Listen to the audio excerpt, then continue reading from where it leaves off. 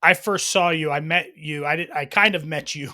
I don't know, it was probably literally 20 years ago when I was in the voice over IP business. You were up on stage, I remember at this conference that, and you had this long line of people when you got off stage. I got to like shake your hand.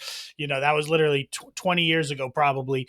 And you've been in this space for a while. And actually, when you got to Google and you built Google Voice, I assumed personally that you were going to build really what Dialpad is today. I assumed you were going to build that inside of Google. I was at the time at Cloud Sherpas, and everyone was like, "Oh, Craig's going to build this PBX inside of Google." And why did you decide to leave a place with unlimited resources to build it on your own? Yeah, a couple of reasons. One, I loved Google. Google was great, so I'm not, and they're an awesome partner. Um, it's a big company, and so, and this is kind of the fallacy that people have of, "Hey, I'm worried about competing. Like, what if Microsoft were to do this, or what if Google were to do this?" They're big companies, but they don't just like slosh money at every single idea that comes across their desk, right? Like 90% of their revenue comes from the operating system or the Office suite. 90% comes from search.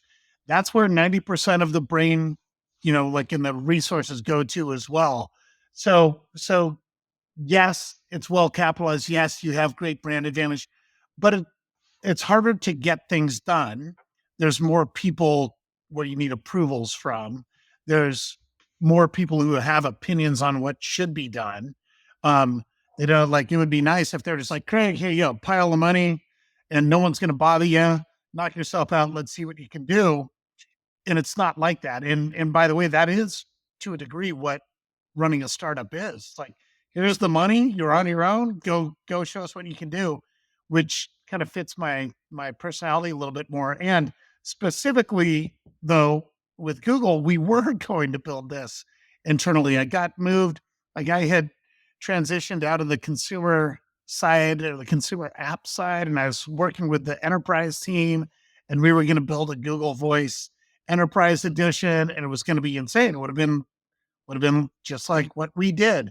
And in 2010, Google got really obsessed with Facebook, and they wanted everyone to work on the Google Plus social network. And I had absolutely no interest in working on the Google Plus social network. I was a communications guy, true and true, and I saw this huge opportunity to make business communications so much better that my co-founders and I left. And God bless Google's credit, Google Ventures made me their entrepreneur in residence, and they let us germinate the whole idea there. And then they funded us and have been a great partner ever since. So they were, well, even though we left the mothership, they were super supportive and helped us get to where we are. So that was part of it. And then, just the end of the day, being able to move really, really fast. And the ability to move really, really fast comes with being at a startup.